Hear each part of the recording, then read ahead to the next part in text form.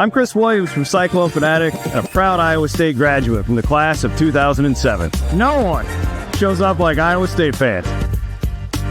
And Cyclones support Cyclones on and off the field. Your gift can provide scholarships to students, fund groundbreaking research. We could even drum up opportunities for the marching band.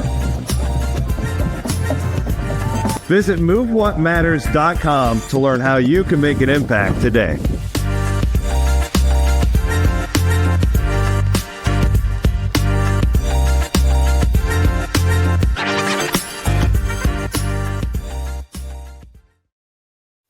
Cyclone Nation, what better way to kick off the 2025 college football season than cheering on your Cyclones in the Aer Lingus College Football Classic in Dublin, Ireland? Whether it's a quick trip to Dublin for the game, a multi-city adventure throughout the Irish countryside, or premium game day hospitality, there is a package for you. Visit cyclones2ireland.com for information on official travel and hospitality packages. That's Cyclones, the number 2, Ireland.com. Welcome in to the Kickin It.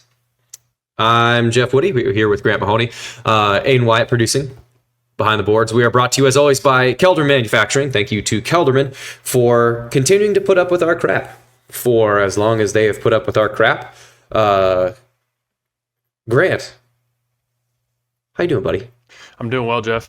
How are you doing? NFL draft was fun. Cyclones had a good haul. Probably the best draft that the Cyclones have ever had. Like broadly, I mean, there was quote only, air quotes, only 4 guys taken, but all of them were taken in the 4th round or earlier, and that's pretty freaking cool. Yeah, and 3 guys taken in the first 80 picks. Like that's pretty solid. I mean, yeah, pretty good percentage. I would be interested to see of the first 80 picks, aside from Ohio State, who had more people drafted than Iowa State. Yeah, I mean, probably only a handful. Maybe Michigan, Texas, Georgia, Alabama, yeah. But then it's like Iowa State's in like the top 10 of that probably. Yeah. So I want to touch on that quick in case anybody. I'm sure everyone knows where the guys went. In case they didn't, obviously Higgins and Knoll to the Texans. That's really cool. They get team up. Did you see Jalen's the video of him when he got the call? Huh. Oh God, it was so cool. It brought tears to my eyes. He's talking to coaches, thanking them, and then he's like, "Oh, thanks, coach." And he gets off the phone and he goes. He's sitting next to his mom, his sister, and his fiance, and his brother and his family's around him. And he's like, thanks, coach. And he goes, they're gonna call me back in a minute. I'm teaming up with Jaden. They're like, what? He goes, it's the Texans. I was like, man, just you gotta watch, you gotta find it. It's a really cool video. So Higgins and Knoll go to the Texans. Yeah, there you go. Darian Porter gets drafted by the Raiders. Jared Hufford gets signed by the Raiders as a free agent. Jalen Travis gets drafted at the Colts. Malik Verdon goes to the Falcons. Steve-O and Miles Burgess to the Chargers. J.R. Singleton to the Seahawks. And then Hunter Deckers. He got a minicamp invite to the New Orleans Saints, which I think is a really good situation for him because Derek Carr is hurt. Mm-hmm. They drafted Tyler Shuck, who I wasn't really that impressed. He just hasn't been healthy. He's been hurt for 5 of his 7 years. Yeah, he's old. He hasn't been healthy. So I think Deckers is going into a pretty good situation there. Yeah, and talk about the guys that are the guys that were drafted. And Higgins and Knoll. I mean, first off, it was the New York Cyclones. I think the Houston Cyclones are now officially more Cyclone-y because some people probably know this, and if you're on Cyclone Fanatic, there's a good chance that you might know some of this. But so obviously Xavier Hutchinson's already there, was an ex-receiver. Now Jaden Higgins and Jalen Knoll are both. So there's 3 wide receivers for the Houston Texans. They usually only carry 6 or 7 receivers in the roster, maybe up to 8 or 9 if you're playing special teams. So a third of the receiving core or more of the Houston Texans receivers are all Iowa State guys. They're going to get passes thrown to them by C.J. Stroud, who was the Rookie of the Year a couple years ago, coached by D'Amico Ryans, really good guy. But you know who they're also getting coached by? Nick Caley. Nick Caley was a GA. He's the offensive coordinator now. He was with Josh McDaniels. He was with the Patriots for a long time, too, when McDaniels wasn't there. Nick Caley's the offensive coordinator at Iowa State. Nick Caley was a GA for us for 3 years. He's the OC at the Texans. Yes, he's the OC at the Texans. He was a GA at Iowa State for 3 years when we were there. So we got to know Nick Caley, super nice guy, like really dedicated dude, loves football more than any human I've ever met in my life. Like, and then their strength staff. I believe the head strength coach for the Texans is a guy named Matt Van Dyke, who went to Valley, who was 1 year older than me, so he's your age. He redshirted, was a wide receiver, got his kinesiology degree from Iowa State, was a Cyclone for 4 years. So the strength coach, offensive coordinator, and 3 wide receivers for the Texans are all Iowa Staters, which is really cool. And then you look at Darian Porter getting drafted by the Raiders, who Pete Carroll is the coach of the Raiders. Pete Carroll might be the best secondary coach in football history in the NFL. And now that's it. But he also, Pete Carroll loves, big cornerbacks, long like athletic Richard corners. Sherman, Treacle, yeah, and he's a Cyclone legend too. Yep. 1978. Somewhere in there. I'm not sure when, but he was also on the coaching staff at Iowa State at one point. But it's just Porter, because he's so raw athletic, like he's such a raw athlete it's also very sharp and can learn a lot, but is still kind of getting the position. You need to go to a place with a coach that can help advance your game. There's no better defensive backs coach that you could probably get to for his size and athleticism than going to play out in Vegas, which again, really cool. And then Jalen Travis, they lost a lot of offensive linemen. Like the Colts had a bunch of offensive linemen that they couldn't sign because of the salary cap. So he's going into a position where he's a massive human. He might kick into guard. He might stay out at tackle. We don't know, but there's a lot of offensive linemen that were gone. So he might have a chance for playing time right away. All of them landed in really cool situations. So it was fun to see. Who do you think has better pork, Iowa or Indiana? Oh, not even close. You know why? Because the Iowa pork producers. Association. The Iowa pork producers, they're not. I guess they could be. Sending pork to Indiana. Maybe they'd be doing that because Indiana's pork is so bad. Jalen Travis, could you imagine the volume of pork that someone that size has to consume in order to pork chops? 2 big ones, 2 like 10-ounce pork chops. Yeah. We're just going to dive right in the interview though. We can't kill too much time because, man. Shane Burnham, he was our defensive line coach for all the time that I was there. His dad, Wally Burnham, which we get into, was the defensive coordinator, linebackers coach. Just an absolute peach of a person. So much fun. Always, is exactly what you see and exactly what you get is exactly who Shane is. There is no fake, no faux anything. It is 100% real. I love him for it. And he gets into what he's doing now, which is not, I feel bad for calling him an agent because he's not an agent. What he's doing is really directing and helping these young men really kind of right the ship to set them up for success in their lives, which is really cool. And it's good for him because, like you said, he's such a straight shooter. I feel like it's a really good spot for him to be in. Yeah, so we're going to get right to it. This was fun. And now we're going to welcome in the younger of the 2 Burnhams that we played with. And this is on Kickin' It. We specialize in special teams, and there are very few people that are more fired up about special teams, at least that I've interacted with, than our guest today. This is Shane Burnham. Shane, welcome for coming on, man.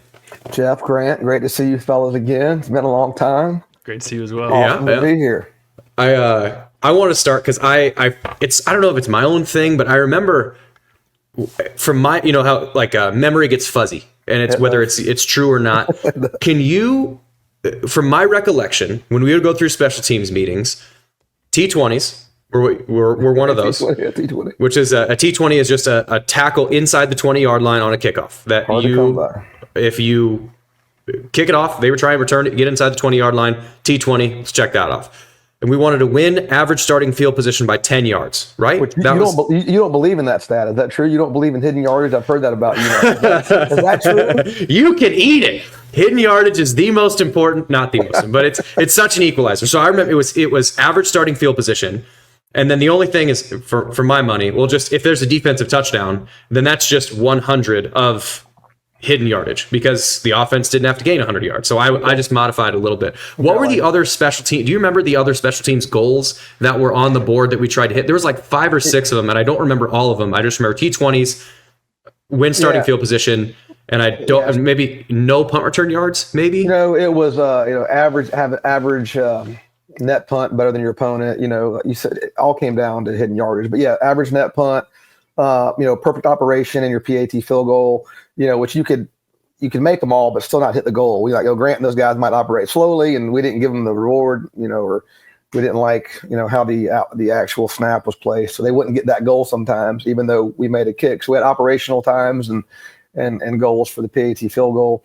The units, the net punt, punt return of 10 yards or more would be considered an explosive play for us. So we wanted to possess the ball and average 10 yards or more as a punt return unit. Allow no turnovers, no fakes in the kicking game, and those type of things. It's always been something like that at every school I've been at, but those are the base ones I can recall off the top of my head. And people wonder why I focus on hidden yards when the entire point of the special teams goal in a week was to win hidden yards. So everybody who doesn't like hidden yards, for whatever reason, I didn't start this. I'm just advancing the message. No, it's real. I mean, you talk about it in every program I've been a part of, even, back here at Florida State, my most recent stop, Mike, every Sunday, that was part of the game review for the team was hidden yardage. And obviously you get to that through all these things we're talking about with each unit. But at the end of it, there's a net hidden yardage, and we wanted to win that. And I can't think of a staff I've been a part of, not very many, that wasn't a huge part of what we were trying to, game plan into it. To the point where, if it was a rugby style kick, we might put 2 returners. We might give up the return just to make sure we had a guy to, stop the ball from bouncing. And I've always believed in that. And, it's hard to make an offense, if an offense to operate all the way down the field, boy, that's really hard without the help of explosives and field position. So. All right. I got one question now to kind of kick it off, and then Grant, you can take over. So the first, and I don't know if you remember this, but because you've coached now for how many years? 27 years, and this is your first year not coaching, right? Yes, this past fall. So first year not coaching in most of my lifetime. I mean, I'm 34, so most of my lifetime, you've been coaching. And so you've had over 27 years, you've had a lot of different guys at this. But my only shot at getting on the field was to be a special teams guy. And my first kickoff, it wasn't the first game itself, but the first kickoff that I can remember was Northern Illinois, and they had a defensive lineman that back when you could set 3-man wedges, they had a defensive lineman set the point on a wedge, and my job was the missile. And those guys. in your kickoff coverage, because you were the kickoff cover and punt return was your 2 units. That's right. And you said to the missiles, which I believe was me and Preston Kaufman and Brian Ekwalundu, and that was it. And it was, I need you to go explode those human beings. Oh, yeah. Why did I get picked for that job? Could I have done anything else other than that? It was really, my adrenaline level was so high during that game that I had to go break a 3-man wedge with 295-pound defensive linemen. But how did I get picked for that job to do that? You should be greatly honored and feel like you were a ton of respect for that job. I mean, those missiles were made for special human beings. Kickoff coverage is made for a special human being. And you're looking for the biggest, fastest, most agile guys, especially at that wedge busting position back then. So, if you get too big, you can't get down there fast enough. If you get too small, you can't make a dent. So you find guys like you or EK or Shark, who I don't know who gave Shark the nickname. I take credit for it in my own mind because he was like a prehistoric, dinosaur or shark. He would go old school and run through people. I remember at Kansas that same year. Do you remember? Yeah. Shark comes off the field. He busts a wedge, similar scheme. They were doubling both the 5s, and he split his head wide open. And I'm looking around, where's Shark? And he's getting staples in his head. Damn it, I need a missile. And about the time that we're calling him up in the box for the next kickoff, he comes running in there. He's like, Coach, look. And he's like, they got it stapled up. And he's like, I want to go. I'm like, let's go, baby. And he did. Yeah, he did. So you got to understand what a great honor to be able to play missile. You should feel like, damn it, how did I get to do this? No. Yeah. But no, it was really, you wanted just fearless dudes. And I thought, you apply. That was the best. That was the kickoff cover is the best unit on the field because you don't have to focus on anything. Your job, especially at missile, when you're a 230-pound freshman kid who can barely not piss himself when Sandstorm starts playing, you're about to kick off and you got 50,000 people yelling. It's all adrenaline and you just run as hard as you got to think everywhere else. But kickoff cover was my favorite unit because you didn't have to think. It was, you have one job, go blow that guy up as hard as you can, ride the adrenaline wave and just get off the field. That's it. I could probably tell you, a lot of kids I've coached at the positions I've coached, but I can almost go back and per program I coached at and tell you the missiles that I coached. Stephen Gibbs and Zane McAllister at Elon, 2 great missiles, so on and so forth. I can go, at your place, we had Levi Pete, who was we had Matt Morton, who was crazy. We had a ton of guys like that who would just Gage Schaefer's and, just a ton of guys that were bought in. And that's what I wanted, man. I didn't care, most guys don't come to school thinking, I want to be on kickoff. They want to be fullback, tailback. But, man, you can add value to yourself as a player and to the team. And I just loved guys that had a passion for it. So, Coach, obviously we'd watch film on, kickoff coverage the next week. As a kicker, I never, I get in there. I don't really have any contact. And so I've shared this before on Kickin' It that if there was ever a guy just standing around watching the play, I'd try to ear hole him. Right. And I don't know if – and you may not have ever seen this, but I don't know if coaches ever saw it. There was one time that Coach Rhodes did play it back and said, "Oh, look at this intensity from Grant." But did you guys ever notice how often I would do that? Like, did you guys ever say, "What the hell's Mahoney doing?" I could have sworn you made a couple of tackles for us. A bunch. Grant mixed it up. Grant mixed it up. You hit a guy on the sideline, if I remember. Didn't you like put a guy on his back on the sideline one time? Like maybe it was. I don't know if it was. It must have been Nebraska, my sophomore year. I had a tackle on the sideline there, and I came over and I was like, the guy fumbled, and I had the ball, but you stroked. I thought you got good wood on that guy on that particular play. Yeah, I remember that one. I told Coach Rose to review it. I said he fumbled, and I got it, and he didn't listen to me. I was like, another turnover that day. Was it the year at Lincoln? Or was?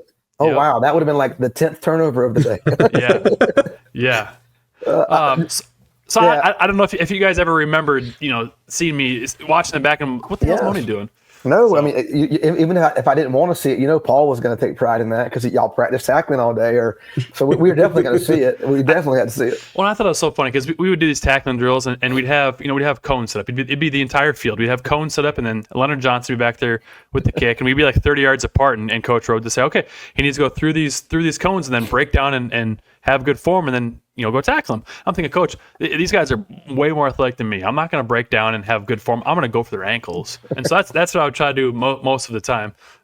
It worked for me sometimes. Kill the engine. So I had tweeted out, to the listeners, letting them know we're going to have you on. And some people got back with some questions. While we're still staying on Iowa State before we kind of transition to any other things. There was a year, 2012, I wasn't on the team anymore, but Iowa State was hosting West Virginia. Yeah. And at the time, you had the two teams had to cross to go to their locker rooms, which I think which was crazy. I don't know why we ever did that. But there was, during that game at halftime, Gino Smith had gotten in Wally Burnham, your dad's face, and he did. And had said something. I wasn't on the team, so I don't know the story. Can you tell us what happened there? It was, again, end of the half, tight game. They had a really good team that year where they had I don't know if it was Slayton. They had some kind of receiver. Tavon Austin. They broke my heart about a half hour later, 2 quarters later, but on that end around. But anyways, tackle on the sideline right there, end of the quarter, tough game. I thought when we were there at Iowa State, our kids played really physical brand, played really hard, always took great pride in that. And it was a physical game, and they had a good offense, and we hit them we hit them late in the second quarter on our sideline. So it was either the last play of the calf or right there near it. And, my old man liked to talk. And Wally Burnham would trash talk a trash can. He would shit talk anything. I'm gonna tell you a great story on that in a minute. But yeah, so we're on the sideline, and Dad, I don't think he said anything at this point, but I think Gino put hands on him, like might have pushed. And, I don't know if Don Zimmer, that thing had happened yet, but in my mind, it was an old guy. You just don't put hands on coaches. I didn't like it. And so I always came out with the kickers. Typically, I'd come out just to make sure CO or somebody was warming you guys up, and returners were out there. I had some duty out there ahead of halftime, ahead of the third quarter. And I just was upset about the way Gino had handled that moment, and I wanted to express it to him. And I knew he'd come walking there with the kickers to get loose. So I met him about the goal line, and we just kind of walked side by side and exchanged pleasantries but I just told him I didn't like it, and he told me where I could go take that. And then I think here's the funny part. I was like, yeah, you won't ever see the end of your rookie contract. What is this, 12 years later? What is it? Yeah. So that's the funniest part to me. Like, nobody knows that. But my last line to him as I was walking away, I was like, you'll never see the end of your rookie contract. And here we are. So that's my Gino. Just got signed with the Turns out a dozen years later. I wanted to ask, so this is a moment that I remember well, and it was also in 2012. This is during bowl prep for the Liberty Bowl in Memphis, and it was during Dead Week, or right before Dead Week, so we're all academically stressed.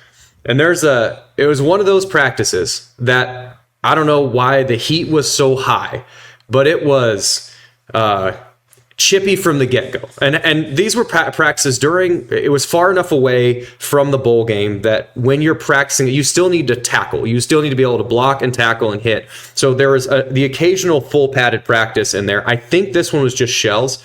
But during that, you're going to do one-on-ones with like receivers and corners. You're going to do one-on-ones, defensive linemen, offensive linemen. And then after, because I think it was always individual one-on-ones or groups.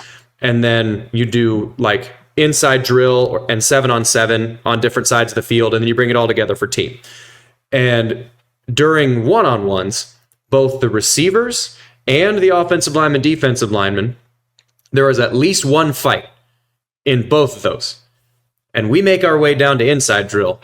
And during inside drill, you mentioned that your dad liked to trash talk a little bit. You also are a fan of trash talking. Apple didn't fall far from the tree. Apple didn't fall far from the tree there. And so the offensive linemen, defensive linemen are pissed at each other already because there's fights. And as best I can recall, here's how this happened, is Ben Loth was in at center, and him and Colin Bevins were starting to lock horns a little bit, getting a little pissed off at each other. Bevins' rotation, where he was supposed to come out for a play or two, was supposed to happen, and Loth was supposed to stay in there. But I think you said, no, you go back in to keep the temperature high. Bevins goes back in, and then Loth takes a cheap shot at Bevins. Like, I think Cleon Lang then takes a cheap shot at Ben Loth, and all of a sudden, an absolute all-out brawl melee comes in. Right. I think Quentin Pompey punched... I think he punched Coach Day in the face. By accident. And then after that, Coach Rhodes said, "You're going to be running gassers until we basically puke." Remember that day. Is that the best fight that you've had as a coach? And can you set the record straight? Am I about right on how that occurred? Because that was one of the more miserable moments that I've had running gassers afterwards, but totally worth the fight. I definitely remember, as a rule, again, our practices would get chippy. I thought we were pretty good about that as a program, having really competitive practices, and you guys competed really hard up to that line, and sometimes it spill over. But that day, bowl practice, like you said, we always want to be really physical and give you guys, whether you guys realize it or not, in those bowls, we wanted to work before we left. And when we got there, we tried to back off, even though it didn't feel like it. But we definitely wanted you guys to enjoy the week. So we would grind, pretty good. And then I do remember it kept building.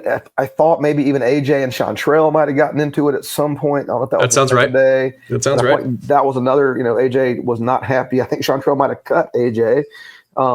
And then Chantrell, if you're watching, maybe you didn't, babe, but I think you might have cut AJ. And AJ was not happy, as I would.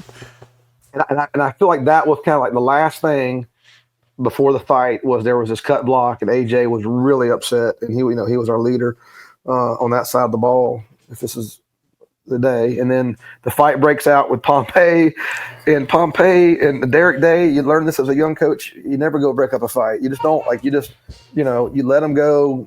They'll get tired out, and it'll stop. But they're also big, strong, and wearing helmets. Huge, and you're not protected. And so this is why you don't do it. Derek goes up to pull Quentin, one of our defensive guys, so a defensive coach pulling a defensive guy, which is kind of code. You pull your own guys out of the fight if you do this. He's pulling Quentin from behind. Quentin, I think, reactively thinks it's an offensive lineman because that's what happens. So he turns and either gets him with his elbow on the turn or turns and delivers the punch. Derek Day goes down. Yeah. And then Paul got mad. So, but we had, man, I remember, Still Jantz came on the show. Still might have told you this. Latimer came on the show. It involved Latin. Still, we were doing a morning practice physical run day over on the Field of Dreams. And, I remember quarterbacks were off limits, as they should be. Latimer decided in this competitive day, it was hot. He was pissed. He went and just ran right through Still. I mean, and next thing I know, Tom and I were, at a crossroads, and there was times, man, we got really competitive out there. Bowl prep too. Like you hadn't played a game in like a month, like just itching. Like I'm tired of playing against guys on my team. Like I want to go against. Emotionally, it's sort of like, let's say you're taking a road trip from Iowa to Houston.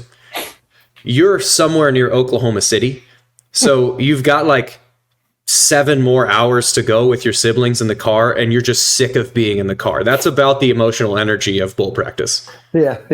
You're waiting for the per diem. You want to get there. It's everybody else is at home. Campus is dead. All that stuff. Yeah. The per diem got it. I remember in the Pinstripe Bowl, Coach Rhodes said, "Don't play any street games."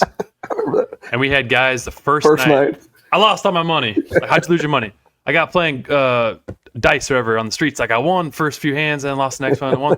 He's like, I lost all my money. Like, dude, that's supposed to last you the week. Knuckleheads. So my senior year was 2011. We beat Oklahoma State when they're number 2. They were 10-0. One of the best upsets in the history of college football. They had Brandon Whedon, Justin Blackman, Julius Randle. So they were stacked. They were on a path to go to national championship. Can you recall what was this is another question from one of the listeners.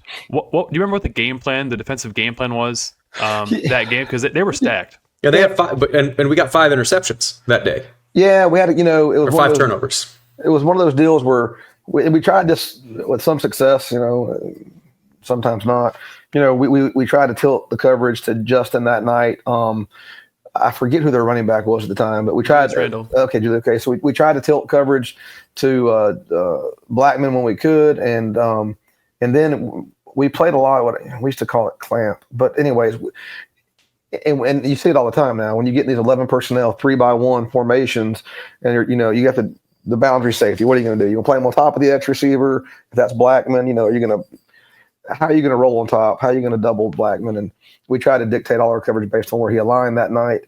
And then we tried to single him at times and be real discreet based on, whether it was a tendency and down and distance. We tried to play that game and then also, single him at times. But the whole game plan, was dictated around where he was lined and trying to get coverage on him. Same way when we played Baylor at times, we had some success versus Baylor. Sometimes we didn't, but we had a couple of years where we beat Baylor, and a lot of times we'd roll coverage off the tilt of the back, and they were a big, ball in the belly, which you see all the time now, but they were in that spread RG3 offense, and we would often dictate coverage off their back. But that night it was off Blackman, and we had, we turned them over. We had a lot of great, Jaquez played a great game that night. Dion played awesome. Jake and those guys rushed well. I thought off the edge. It just was one of those nights on defense where we made everything hard on them, man, and just tackled well. Didn't have many missed tackles, and then turnovers, man. That's the key. I thought we played really well as a team defense that game too. A lot of obviously the tip in overtime. I think Jake tipped it, and then TB intercepted it. So we had a few. I think Latimer had the pressure, or somebody, either Cleon, somebody had a pressure, like he threw off the back foot, Jake, or tipped it, and like you said, Dion. I think it was Dion who caught it. LJ. No, it's a TB. Taryn had that interception. TB made the pick earlier in the game that it was pressured. I think that Jake pressured him, and then LJ got the pick that one. He stepped in front of the receiver and got that pick. I remember the throwback. If it was James who caught that throwback, I can't remember. But I remember thinking, like, you never know. Like, it just felt like it was our night. And then who carried the ball in that last series? Who was that dude? Oh, hey. That's right. So that it was great. Okay. I mean, and then you handed it Jeff. We handed it to Jeff, and I think you might have ran behind KO that night. I'm not sure who we were going behind, but it's like, okay, like you just felt it. Like the first carry went for like 6, and we were leaning on them and moving the piles. Oh shit, we got them. It was over. It was just we got to snap it, 2 or 3 more times. It was fun to watch, man. It was just you knew it was going to happen, so it was cool.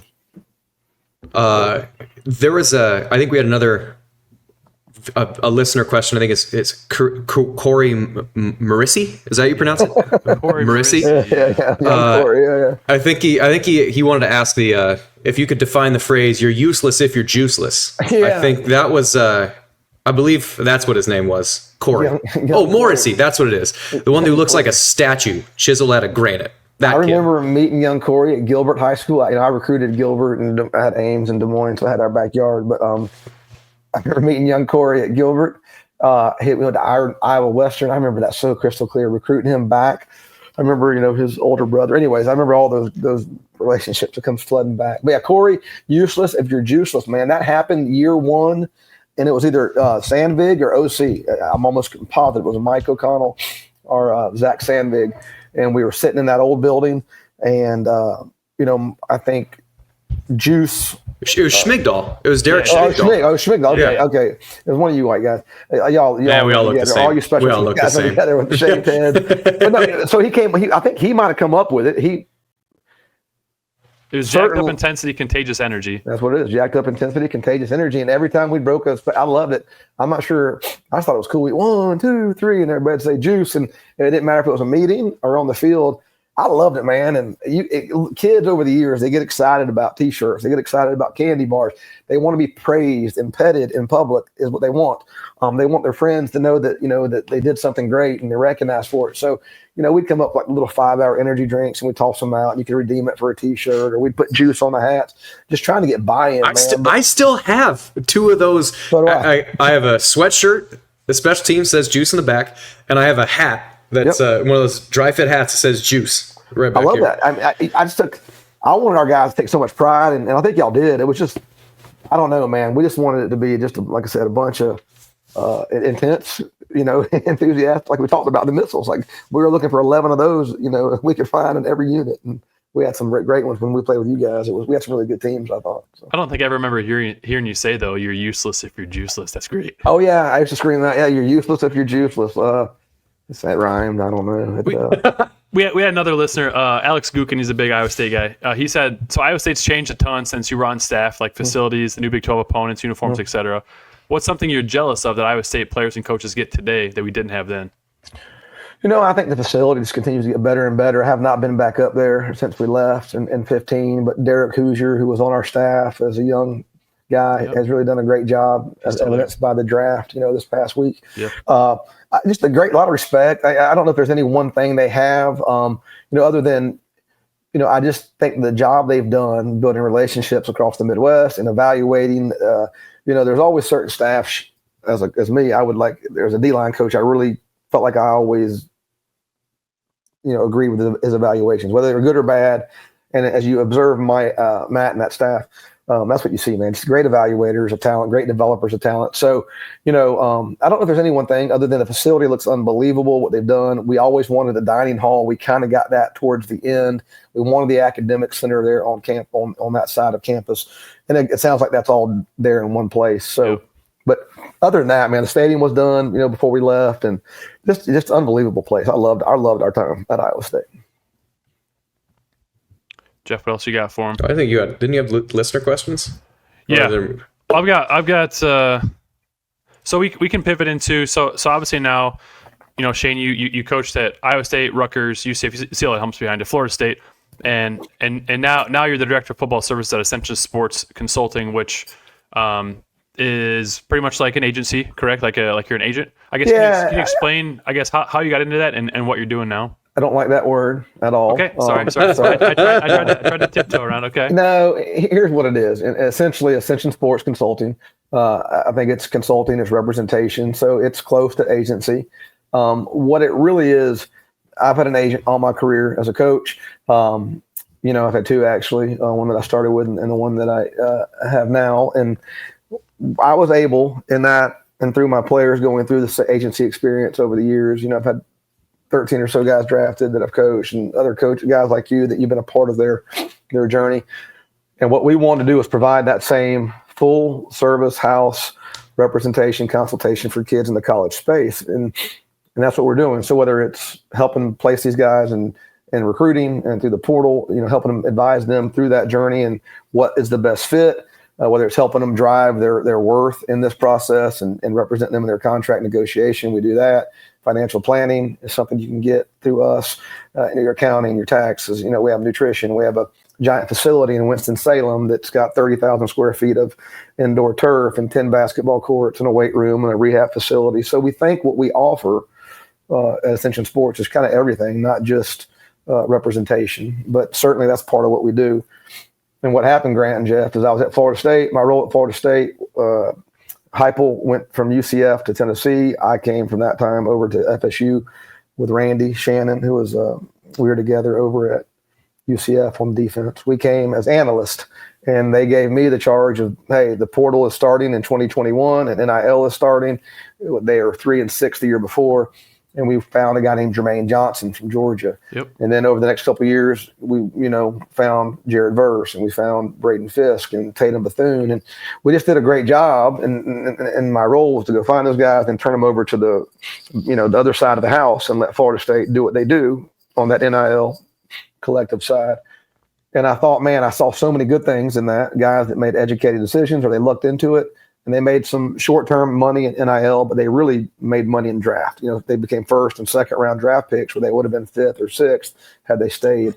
Then I saw guys make mistakes in this space, guys, and they either chased money and made it, for $100,000, made a really poor decision, very short-sighted. Or I saw kids get taken advantage of at different schools across the country and thought, man, I'm going to pivot. I'm going to get out of coaching, still help kids win and help win a different way. And so we represent about, 28, 30 athletes across college football.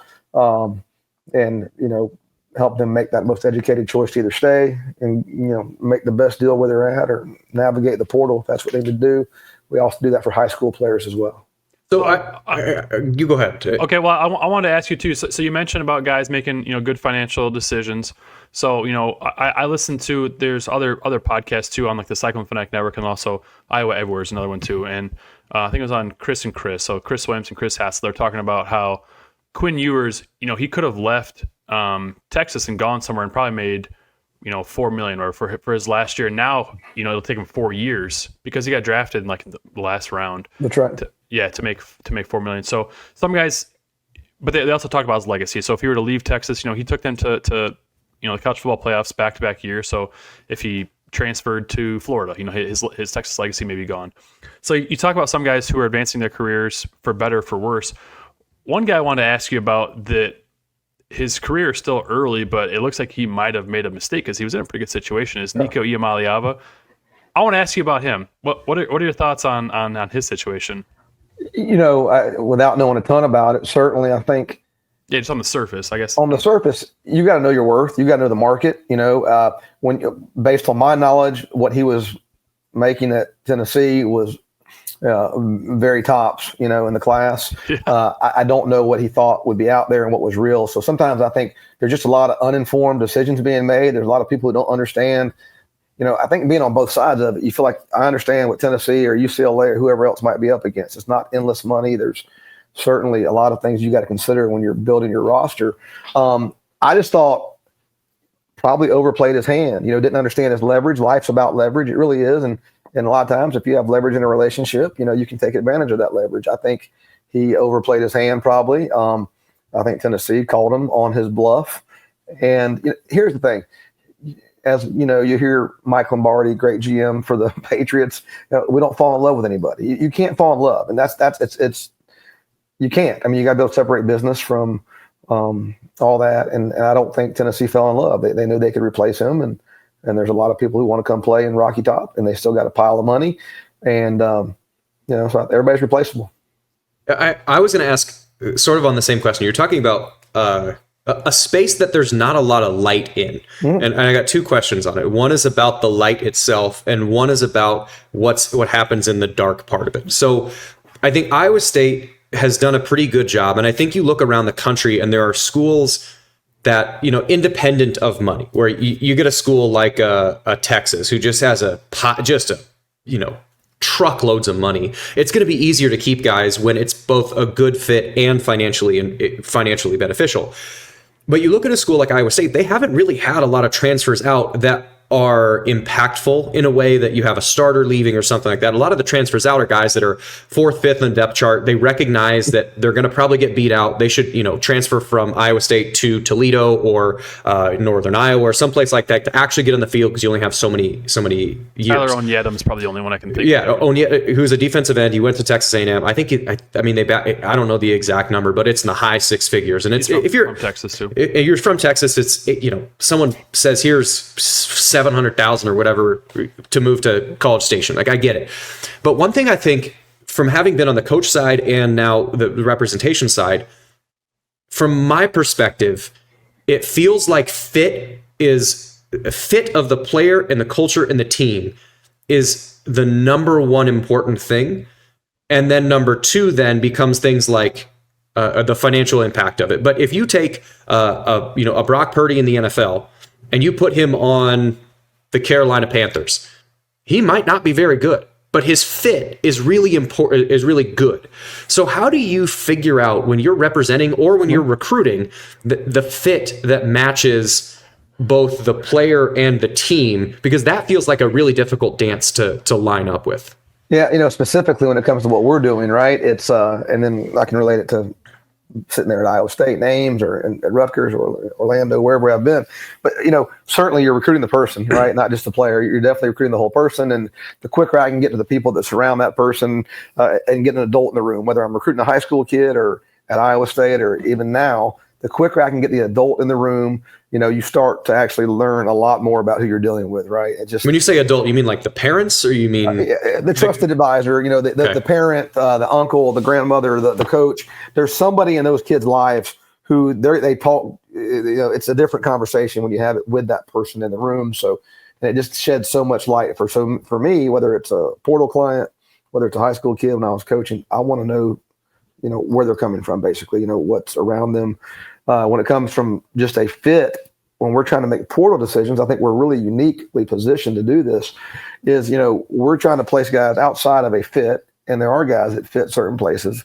And that was part of recruiting to Ames, right? I mean, that's part of a coach when you're in that program. All these programs have different fits, but you're trying to get a guy that, does fit the program and the culture of the place. And then from a football point of view, we're looking at really staff, who you playing for, what's the development history, do they develop people in that position, what are the snaps available, because that's actually number one. We're not going to go anywhere unless we know there's, from our kids, we're not going anywhere unless we know there's snaps available. So Sure. Snaps available, scheme fit. Are you a 1-gap, 2-gap guy if you're a D lineman?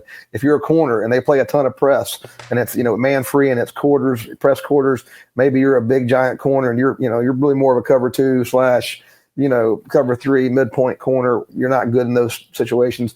So we try to steer guys from a scheme fit after snaps. We talked about the staff and the development, even stability. If you have multiple years left, we need to talk about that. Is that staff going to be there? Is the staff change going to be a speed bump in your development? Maybe not. But we try to check all those boxes first, Jeff and Grant, before we ever get to the finance piece. So, and even academics, because some kids are very general. I don't care, coach. And some, hey, I'm an engineer, or, pre-vet, whatever it might be. There's some guys who do have academic considerations, but we want to check all those boxes. But from a football, I think we're unique in that we're not NIL agents. We're not, I've either coached against these guys or I've seen them on tape, or I just have a lot of knowledge where we can fill the blanks for these kids. And then the financial piece, because we have so many kids out in the market, we have 28 kids placed, 22 of them went to the portal. That's 4 or 5 schools that we've had the contract negotiations with at some point. You just start building this knowledge of the market now. And, I can, fairly well tell you what I think a freshman quarterback should make, or, a backup quarterback, or a defensive end, or a D tackle. So you just start to get this market knowledge, and then you're able to, again, help a kid find his true value. So it's all those. I said a lot, but yeah. No, that's exactly what I was kind of hoping for. Because it is, I think the big misconception is that people are like, oh, these kids are just chasing money. It's like, I think sometimes maybe, but like most of the time, if you're doing it right, you're not. And you're just getting paid what you're worth at a good place to be. And, the NFL version of that is a guy like a Brock Purdy. It is find a place that you fit, be really good there, and then the long-term implications of that are more beneficial. You mentioned a guy like Jared Verse. Like, I'm sure Jared Verse got a pretty good amount at Florida State, but he's a fit at Florida State. And then he got drafted like 9th overall or whatever it was, and you just get a signing bonus that's worth more than people's lifetime earnings. Like that kind of, when you do it right, it's not just about money when a kid's transferring if it's done right. I think, again, that's the last box you check. I think I'm proud to say this, again, we're at 28 now, but 22 of our 28 went through the portal, actually left one school. The other 6 stayed. Of the 22 that went through the portal, 21 took less money to go to their given institution because we thought, for whatever reason, the snaps available or the scheme or academically, whatever it was, we thought it was a better fit. So 21 of our 22 took less money. So my experience dealing with these young men, and even like Braden Fisk, when we signed him at Florida State, he took a lot less money to come to Florida State because of the things you're talking about that he saw value in. So I think if you're doing it right, you're not making money decisions. You're probably leaving money on the table, knowing it's chess, not checkers. You're playing this for the NFL over the NIL.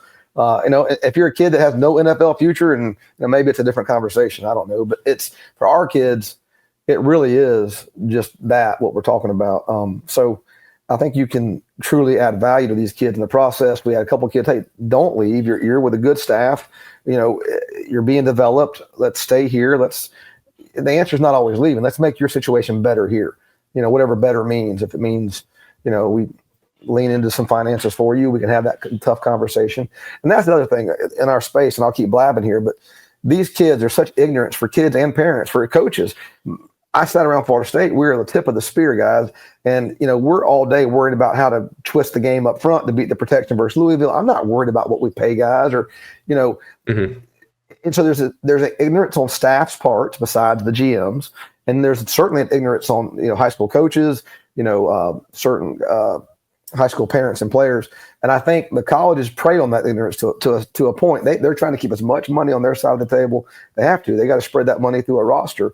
And, the muddier it is, the better for them, I feel like. So I think helping kids through this, man, is just they need it. They really do. Yeah. And like you said, stay put in some cases. Don't leave. Stay put. Yeah. The other part of that equation, so the dark part of like figuring out where to go and how to fit, the other part is it's going to get to me once that house settlement goes through and whatever rules end up coming from that, it's about to be a lot less dark. To me, it feels like it's going to be a lot more clear because there are going to be public institutions that have to provide a budget of this is how much money we're spending and here's how much it's going to be.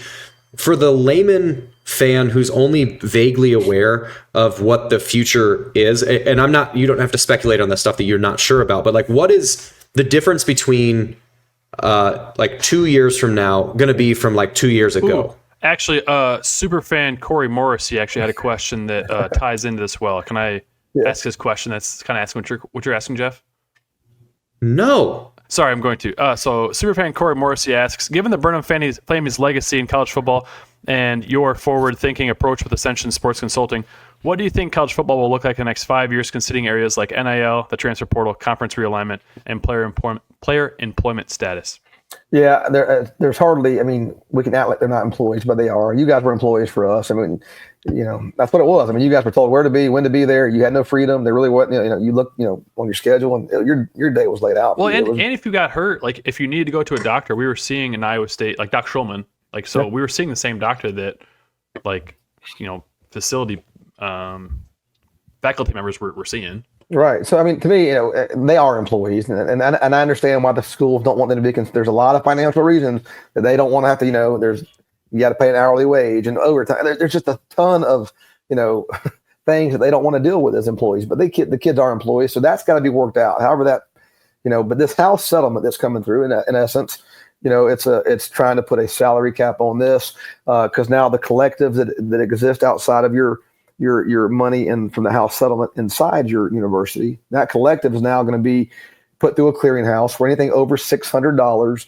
has to be vetted for true market value. So in essence, they're trying to put got guardrails on this. They're trying to put, a salary cap in place. I think at some point, I don't know if there'll ever be a common contract. Every school that our kids go through has a different contract that's also confusing and, so unique to each school. I don't know if we'll see that coming until they're employees. Because once if you're ever considered employees, then you can have a collective bargaining agreement. You can't have that until you're, without being considered an employee. So I don't know if we're just stuck in this weird in between here for a while, but ultimately you'll see a break, whatever that break looks like. There's going to be a break of, the Big Ten and the SEC and whoever comes from the ACC and the Big 12. They're going to be self-governed, and the NCAA is not going to be part of this, in my opinion. I think they'll self-govern. I think you'll see the playoff grow, actually, because just like this year, there's more eyeballs. I think it was, on the whole, it was good for college football. More fan bases were invested in the process. There's more money when you grow the playoff. So I just think you're going to see, and again, what's fascinating, guys, and I can talk forever about this because you can tell I'm excited about it, but what's fascinating is, now with this new settlement, some of these programs were not operating, in this way. I mean, up until this past year, I think people were just trying to play catch up. What is NIL? How do we, there was a lot of people lost in the darkness on this thing in college football, but now they're forced. Okay. You either got to get up to this rev share number or you can't play ball. And there's going to be some schools who don't get to the full rev share, but there's going to be more money in college football than ever. These kids are going to benefit in a way. There's not one college player that's unhappy with the way it's set up. I'm not sure if it's on the whole good for every kid, Jeff and Grant. I think the portal, the stats would show you 50% of the portal kids never come out. Basketball and football, I think if you shook the bag up, you'd say all levels into the portal, 50% never matriculate again. I don't think the portal's on a net been good for kids. It hadn't. But I don't think they'd change the rules either, because the kids that benefit, are benefiting in a great way. Mm-hmm. I think it's crazy too. Like just the amount of money these kids are making. I was making $600 a month, like being on scholarship. I thought that's plenty. That's plenty for me, because you're getting fed. I was getting fed every meal from the football team. Any meal I didn't get, I had free, quote, free meals from the dining hall. I thought $600 was enough. Now these guys are making stupid money. What's interesting, and again, and I don't want, we have kids making up to 600. Our kids are making a lot of money, and some of these kids we represent. And what's really interesting, you look back, and you two would have made money. You guys would, I don't know what it would have made. You would have both made money playing college football to some degree. And when you look at it, to come out of there no bills, in some of these cases, hundreds of thousands of dollars. It's just such a leg up in life. So now, hey, you want to go buy the starter home, or hey, I want to pursue this business, or I'm going to put it away and never touch it. But it's real money for some of these kids. I worked really hard, and I think I climbed the ladder pretty well in coaching and worked at some major schools. I got a lot of kids who are making more money than I ever thought about making in coaching. And so silly. But I think about it, and I had a young man. He's making a little over $200,000 at this one institution. And I was thrilled. He was thrilled. He gets in the locker room and starts hearing the other numbers. The comparison's a thief of all joy, right? So all of a sudden, he's upset that, and it's interesting, because if you said, hey, Shane, he's got a couple years left to play. So he's going to walk out of college with, over half, $500,000 in his pocket, probably, at least. And I think about that, guys, and I think about, man, what a great, great thing for these kids if they manage it and handle it the right way. Yeah. This is one other thing that I find interesting about this. And we don't really have kind of this type of philosophical conversation all that much. One thing that I think is interesting about the players making money and people being shocked about how much money they make is, I kind of describe it a little bit like, I think Bo Schembechler in like 1983 was making like $110,000. Like in today's money, it's like $500,000. The best coach in college football at that time is making the equivalent of $500,000. And now, to keep a coach in the SEC, you're paying him $8-9 million in an area that doesn't pay taxes. So where did all that money come from? And the fact that now we're just allowing players to be paid. So like, if you want a leg up, if you want to recruit this 5-star kid, you Derrick Henry coming out of high school, you want Derrick Henry to come to your university. You can't pay him. You can't just hand him we're going to pay you more money. Maybe the people paid him under the table, but not $10 million under the table. People, come on, it was Alabama. Of course they were. And here's what will happen, in my opinion, if they try to level the playing field. Essentially, what they're doing is people will go back under the table. It means so much to so many people, and it's been that way for my old man played for Bear Bryant. He can tell you stories about his recruitment and how that went down. That was back in the 60s. Okay, this stuff has been going on. Football is very important to a lot of people. And I don't think you can ever get that out of the game, right? And even though you try to legislate it and make it more difficult, you certainly can make it more difficult, which they are. But that's never going to get out of the game. But it's just, I'm not sure what I'm going. Keep going. Go back. No, so the thing is, so you've got this. It's like putting a water balloon on a spigot, and you turn the water on a trickle in the 80s. And in the 90s, you turn it up a little bit. And then it gets to be 2000, the BCS happens. You crank the hell out of it. And all of a sudden, this balloon is growing. But you put restrictions on the fact that you can't share this increasing big size balloon with the players. So you squeeze the balloon. Well, what happens with that then is that it gets to be this bulbous in the direction of coaching salaries and bulbous in the direction of facilities. So, I mean, how many millions of dollars have the two universities, Iowa and Iowa State? I bet it's more than $200 or $300 million in facility upgrades that they've made between 2000 and now, because all this money goes in and you can't share it with the players.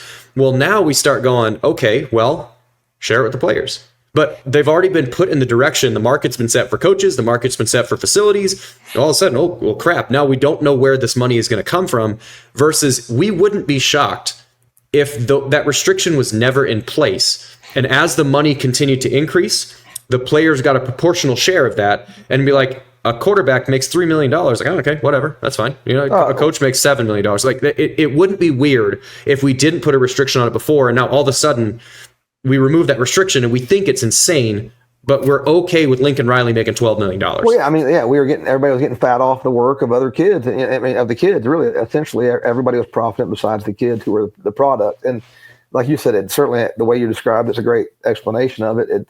I think you'll see maybe a market correction. I don't know. Here's what I think. I sat at South Carolina as an undergrad, and they told us in a sports management class that only it was less than 20 programs across the country operated, on a profit. And it seemed weird to me, like that doesn't make sense. These are smart people. They're not just throwing money down and then I see all the pay coming.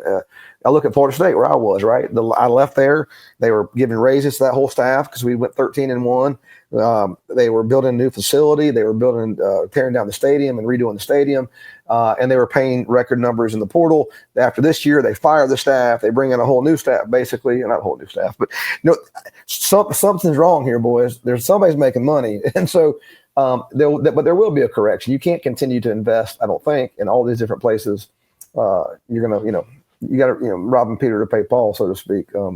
It's got to change, man. You got to take that money and reinvest it. I think private equity might be real in some cases. Just that might show up because of what you're talking about. But yeah, I think you'll see a correction, Jeff, and like some of these coaches' salaries. We got deep down a hole. That's awesome. Yeah, I can pull us out of that hole if you want. I don't have any more serious questions. That's what she said. So we were going to have you on. We were going to have you on a couple weeks ago around Easter time. So one question I want to ask both of you was are peeps good? No. Don't do peeps. I have a hard time even buying them for my girls. I kind of enjoy them. Oh, I love peeps. You They're would. a staple. You would. I like the chocolate. The peanut butter M&Ms, the ones that just the creamy peanut butter. Yeah. Amen.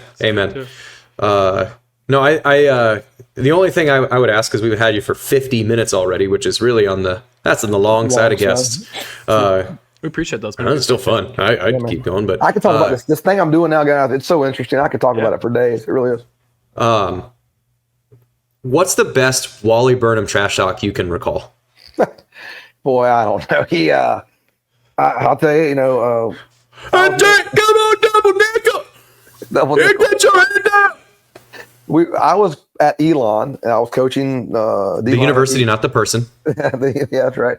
And we were playing South Florida. So I was the linebacker coach at Elon. Dad was the D coordinator at South Florida. It was one of those weird deals. We got to play each other. So I got to coach against my old man. It was really cool.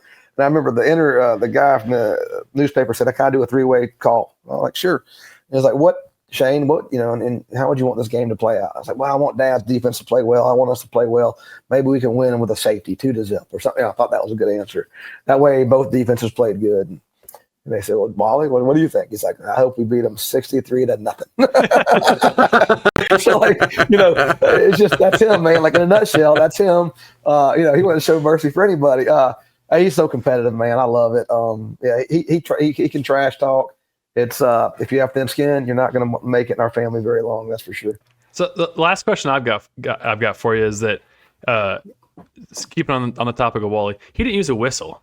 So so why was his thing like when instead of the whistle? Why was this thing meep? Where'd that come from? I don't know, but I stole it from him. Yeah, but it's a great guy. I always thought it was weird. I don't know, but he doesn't do a whistle. Yeah, calls everybody by their number, right? He doesn't use, he does not call them by their name hardly ever. He thinks it makes it less personal if he calls you by, hey 52, you son of a bitch. I think that's less personal than hey Shane, you son of a bitch. So you know what I mean? That makes it less personal, I guess, to him.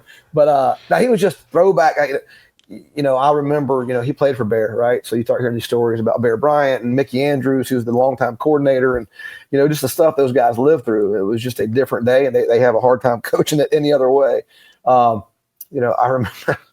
I remember, I was a kid, we're at the Fiesta Bowl, and Eric Hayes, big D lineman at Florida State, I look up and him and Dad are just swinging on each other, and I'm like, holy shit. This was like 4 days from the Fiesta Bowl, speaking of bowl practice, but he has always been fiery and never mind mixing it up. He wasn't going to back down from anybody, and, I always loved him for it. So that's great. Yeah, well, Wally was one of my favorites. I mean, both of you guys, just because there's no... Like in coaching, sometimes you get a lot of facade and not a lot of substance. Ain't no facade; it's just all substance. So whatever's on the surface, that's it. That's all you get. I remember Tom Herman one time. Tom and I, again, we had our times. I like Tom, but we had some rows from time to time. And I remember he walked by me one day. It's like, you two sons of bitches, man. You're the most competitive motherfuckers. You two sons of bitches. You're the most competitive sons of guns. Like, he used to get so mad because we would never turn it off. It was just like, we wanted to win inside drill, man. We wanted, if you remember our scrimmages, Grant, if you stood on our sideline during a spring scrimmage, those poor Big 12 officials, I was like, Dad, you might want their call here, in the fall. You don't need to be cussing them. It's a spring scrimmage. Who cares if they gave Jeff an extra yard on that, okay, it's first down. We'll line up and play again. Don't cuss out the officials every time. So, that's great, man. Inside drill. There's just so much. Inside drill is the best and worst drill of all time because you sons of bitches don't have to think. No, you don't have to react to anything. You just go. Yep. And I wanted to throw a play every single time. We wanted to throw a play action just to get your freaking linebackers because we would run formation where I'm a fullback and you'd run Matt Talfo. Oh yeah, straight up the A gap at about 2 feet off the ground, number 45, with no reading at all. He had to make, and I had to pick his ass up from 2 feet off the ground, squatting 600 pounds, trying to not get hit in the sternum. It's horrible. I just wanted to get that out there. No, he was a load, man. I loved him. Inside drill is always fun. I don't know. To me, inside drill, Jeff. I always heard you guys say that over the years. Y'all know what's coming. I get it, but here's the deal. It's like a boxer, right? Like to get really confident, right? Sometimes they put a dummy in front of him, like not a dummy, but a sparring partner. So he can, that's about confidence and teeing off. And I think sometimes that's what inside drill, we got to get confident. We got to know what run is. We got to tee off and you guys know it's run. It's just like, okay. That's the point, I guess. Uh-huh. That was the whole point, damn it. So it's a little bit of bullshit. I love it. A little bit of bullshit. I always got pissed that we had to get script stuff. So we'd script stuff with Paul, and offense would come in, and we'd see your stuff, right? And then we'd put our call on there, and we'd hand it back. And I always get so pissed because Tom would try to pencil whip you, man. Like, so I'd be like, let's just. So then you start changing the calls on the field, and Tom's like, I thought we were getting quarters. I wanted this play versus quarters. They're like, no, cover three. But yeah, it's all that stuff, man. You want that to play out that way. That's great. Well, we've taken up almost an hour of your time. I know I initially told you a half hour. Appreciate being flexible and giving us almost an hour. Been a great conversation. I know the listeners are gonna love this one. So we appreciate you coming on with us, Coach. No, enjoyed it. Anytime, fellas. Always good to see you guys. Tell Corey Morrissey, all those boys, Shark. I mean, I tell you, one of these days I need to come back and go get on one of those tailgates out there by those tents if they're still there. And we have a big day. Every year, the ISU letter winners, they say there's 2 games you come back to, and usually one of the weekends is the Hall of Fame game. So a lot of those guys I usually pick that one. A lot of those guys are usually back for that. You know who's in the Hall of Fame this year? AJ, right? AJ Klein. Last year, yep. AJ's he's going to come speak. I have like a Sunday speaker series I do with my clients, and AJ's going to come on and talk about his career, his journey, and some of those things. Life. Hall of Famer, AJ Klein. HOF. That's right. That's right. I tell you, he was a good one, man. We had some really good linebackers there. We got lucky. AJ, Jake, Jeremiah. You know, we had some dudes. You know, like Matt. Anyways, we had some good players at linebacker. Yeah. Sure did. Well, we appreciate your time. Thanks again, Coach. And yeah, it's always good to talk to you. All right, man. We'll catch up again soon. All right, we'll see you. Thanks, Shane. Hey, 1, 2, 3. Juice! There it is. All right, one last time. All right, boys. Boy, Shane Burnham, man. I hope the listeners liked that as much as I enjoyed that. Yeah. We could have talked to him for. I mean, we recorded for 57 minutes, but we talked to him for probably an additional 40 minutes. Yeah. Before combining before and after the show, he's it's like I said, it's a really unique thing what he's doing, and it's a unique time, the NIL arena right now. Yeah, so I don't know. It was really cool, and we could have gone so many more stories. Lot that we got that we can't ever air, but man, it was fun. We do have one more sponsor to thank before we get going. So you don't be a dingus. You book with Aer Lingus for the Aer Lingus College Football Classic in Ireland, which we are only 6 months away, maybe. We're not that far away. May, June, July, and August. We're only 4 months away. Holy smokes! Boy, we're only 4 months away from the Aer Lingus College Football Classic opening the season against Kansas State over in Dublin. Don't be a dingus, book with Aer Lingus. Cyclones2Ireland.com. Yeah, those Mountain Cats are going to start 0-1. Haha, number 2. Haha, that's a poop joke. No, it's not. You're not You said on Twitter. You're not number on Twitter. 2? Nope. You're not on I'm Twitter. not. It's great. It was I'm going to delete it here in a minute. Their coach had quote tweeted a list of the top 8 Big 12 quarterbacks, and Rocco was number 2 on the list, and Avery was like number 3 or 4, and so a lot of Iowa State fans took him quote tweeting saying haha number 2 as haha number 2 on this list. But really he was saying haha number 2 Avery Johnson. These people think that there are quarterbacks better than you, and there are. Phrasing. Yes. Phrasing. Yeah, so that's all I've got. Jeff, you got anything else? No, man. No. All right, thank you to all of our loyal listeners for still listening, and don't be a dingus. As always, remember, adopt, don't shop.